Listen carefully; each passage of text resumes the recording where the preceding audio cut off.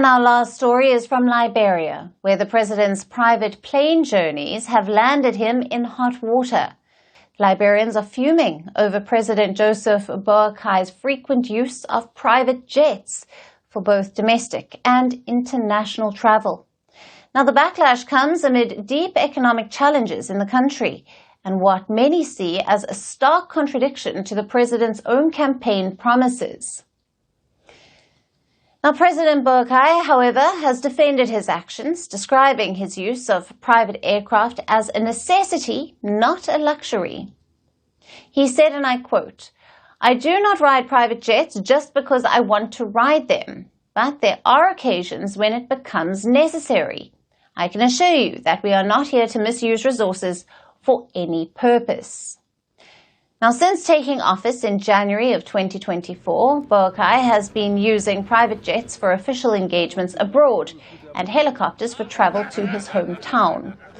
But these high-cost flights have sparked growing public outrage. Liberians are accusing the government of not just an economic misstep, but also for political hypocrisy. The criticism is sharper because Boakai himself had repeatedly condemned his predecessor, George Weah, for similar behavior during the 2023 presidential campaign. Now, Weah's use of private jets was a major political flashpoint, one that ultimately contributed to his defeat in the November runoff. And now Liberians have said that Boakai's administration has taken a U-turn on that stance, and it's not just the president who is under fire.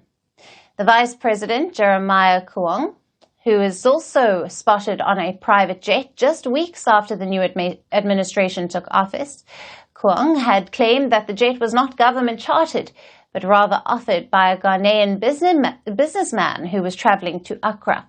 But the explanation did little to silence the critics who accused the Unity Party-led government of double standards. Now, the government has attempted to justify the practice, saying that private travel is sometimes necessary to avoid commercial flight delays and missing events.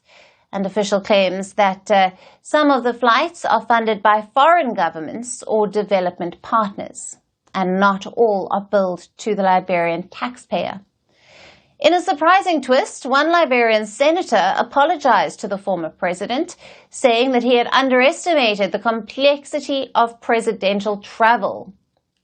Now, Liberia is hardly alone. Several African presidents have faced criticism for private plane travel, especially during times of national hardship. In Kenya, President William Ruto came under fire for chartering a luxury jet for a U.S. trip, despite publicly preaching austerity and cost-cutting. And in Nigeria, President Bola Tinubu has faced scrutiny for repeated private jet usage, even as his country grapples with soaring inflation and economic crisis. So while many leaders preach fiscal discipline, their private flight choices often tell a different story. For citizens struggling to make ends meet, these high-flying tactics are not just poor optics, they are a betrayal of trust. Firstpost now available in 9 languages on YouTube. English, $36 trillion. French, Le FMI, comme German, Geschäftsführenden Direktor, Hindi, $30 trillion ka kaljo. Indonesian, Pemerintah tanpa pemeriksaan. Italian, Sekali radikali. Japanese, 4 兆ドル以上も Portuguese, por causa do próprio balanço patrimonial. Spanish. Beautiful bill. Go to Settings, click on Audio Track and select a language of your choice. Be the first to know what's happening around you in your first language.